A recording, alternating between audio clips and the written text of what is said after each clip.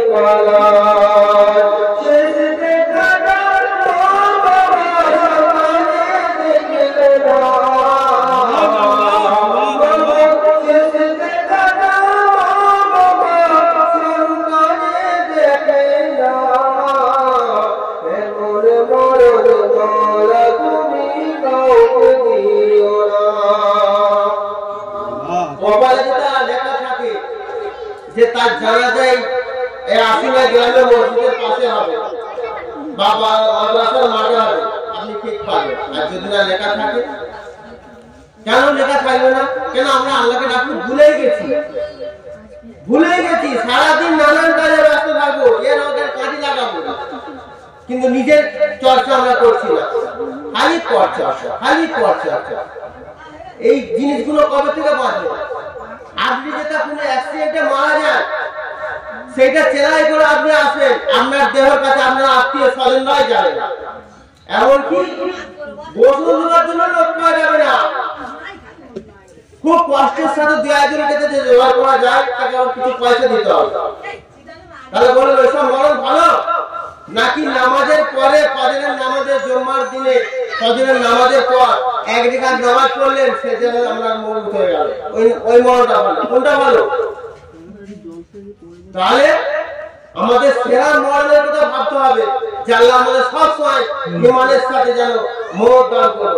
ওই না মরণ আমাদের দিও না যে মরণ হলে আমার আত্মীয় স্বজন দূরে পালাবে, গ্রামবাসীরা পালাবে, ওরা মরণ আমরা চাই না। লাস্টে কবরে যাওয়ার সময় লোক পাওয়া যাবে না, মানে কোদাল করার জন্য যারা কবর করে সেই সব লোকও থাকবে না, কবরে লাগবে সেই সব লোক থেকেও দূরে চলে যাবে। তাহলে ওই মরণ ভালো? সবসময় দোয়া করা যাবে। কি বলছে?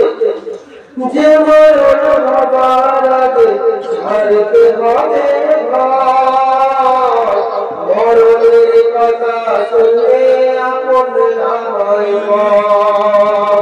যে মরণ হবার আগে চিকিৎসা রেখে আমাদের খানাতে সব যাবে বলা।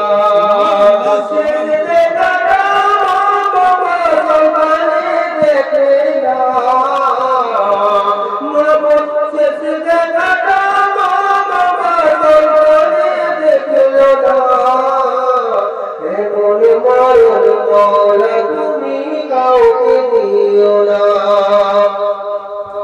এমন মরণ মাওলা তুমি কাউকে দিও না।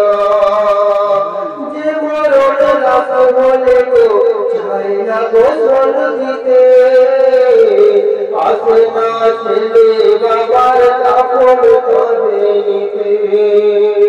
যে মরণ লাশ হলে কেউ চায় না গোসল দিতে, আসে না ছেলে বাবার কাপড় করে নিতে।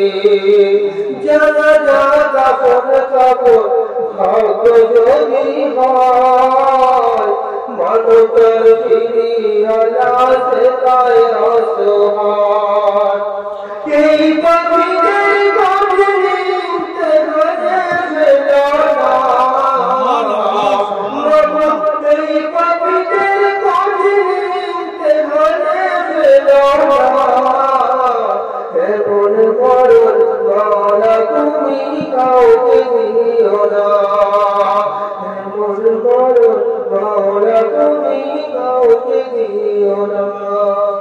সবাইকে ইমানের সাথে প্রত্যেকের মনে করো আমি ও আমি